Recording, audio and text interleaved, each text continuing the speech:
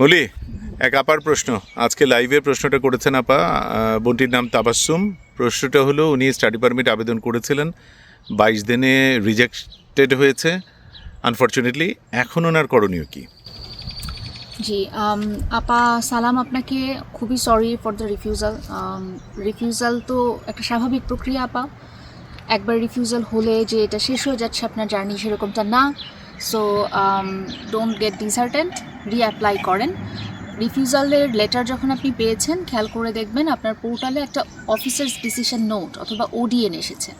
তো এই ওডিএনটাতে বোঝার চেষ্টা করেন যে ওখানে যে কারণগুলো উল্লেখ করা হয়েছে সেগুলো সত্যি সত্যি আপনার সাথে প্রযোজ্য কি না। যদি প্রযোজ্য হয় তাহলে সুন্দর করে ওটাকে অ্যাড্রেস করেন। আপনার কারণগুলোকে প্রত্যেকটা কারণের সপক্ষে 2-3টা যুক্তি এবং তার সাথে যুক্তি প্রমাণ করার জন্য আপনি যে ঠিক যুক্তি দিচ্ছেন সেটা প্রমাণ করার জন্য সাথে ডকুমেন্টস, এই ডকুমেন্টসগুলো আপনি উল্লেখ করে দিতে পারেন আপনার লেটারের মধ্যে, যে যেই জায়গাটাতে আপনি অ্যাড্রেস করছেন রিফিউজালের রিজনগুলো, যে কোনগুলো কোন কোন ডকুমেন্ট আপনি এই যুক্তি সপক্ষে উপস্থাপন করছেন।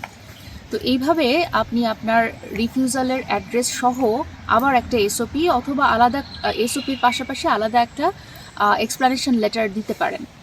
আর এছাড়া যেগুলো রেগুলার কারণে রিফিউজ হয় আপনি তো জানেন যে আমাদের পারপাস যদি ঠিক না থাকে বা অ্যালাইনমেন্টটা আমরা সুন্দর করে যদি বোঝাতে না পারি, অথবা যদি আমাদের ফান্ডের আইদার অপ্রতুল হয় অথবা ফান্ডস যেটা আমি দেখাচ্ছি সেটার জন্য পর্যাপ্ত আমাদের ডকুমেন্টেশন সহ আমরা প্রেজেন্ট করতে পারি নাই এবং হিস্ট্রি সহ প্রেজেন্ট করতে পারি নাই, সোর্স অফ ফান্ড এক্সপ্লেইন করা হয় নাই, এইরকম কারণগুলো যদি থাকে তাহলে এগুলোর উপরে নজর দেবেন।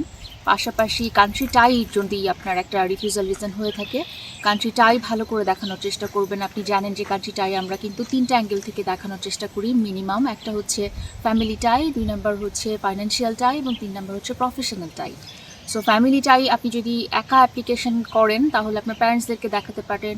আপনি যদি ম্যারিড থাকেন, স্পাউস, চিলড্রেন থাকলে চিলড্রেন ওরা যদি থেকে যায় আর কি, আর যদি সাথে আসে তাহলে তো এগুলো দেখানো যাবে না। সো আপনার অবস্থা অনুযায়ী আপনি ফ্যামিলির কারা কারা থেকে যাচ্ছে সেটা এক্সপ্লেন করার চেষ্টা করবেন।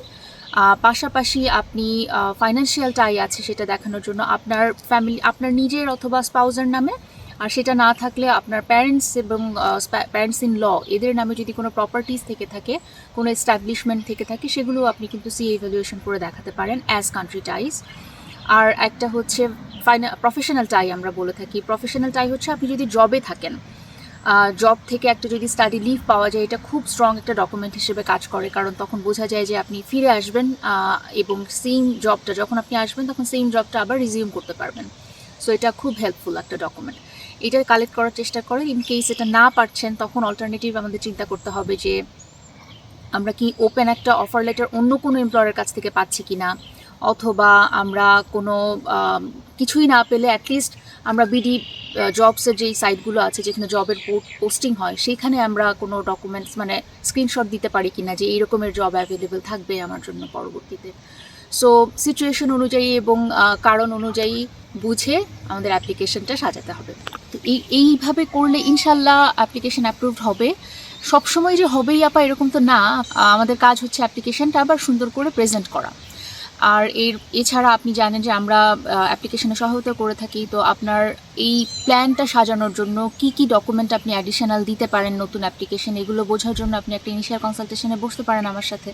ইভেন আপনার যদি মনে হয় যে অ্যাপ্লিকেশনটা আপনি আমাদের মাধ্যমে সাবমিট করবেন, আমি আপনার রিপ্রেজেন্টেটিভ হয়ে সেটাতেও সহযোগিতা করতে পারি। তো আপনার জন্য অনেক অনেক দোয়া, ভালো থাকবেন, আল্লাহ করুক আপনার পরের অ্যাপ্লিকেশনটা যেন সাকসেসফুল হয়। আল্লাহ হাফিজ। অনেক ধন্যবাদ মৌলি, একদম পরিষ্কার একটা আইডিয়া আপা পেলেন, এবং এই সিচুয়েশনে যারা আছেন তারা এই ভিডিওটা দেখলে এই জায়গাটায় করণীয় একদম পরিষ্কার বুঝতে পারবেন।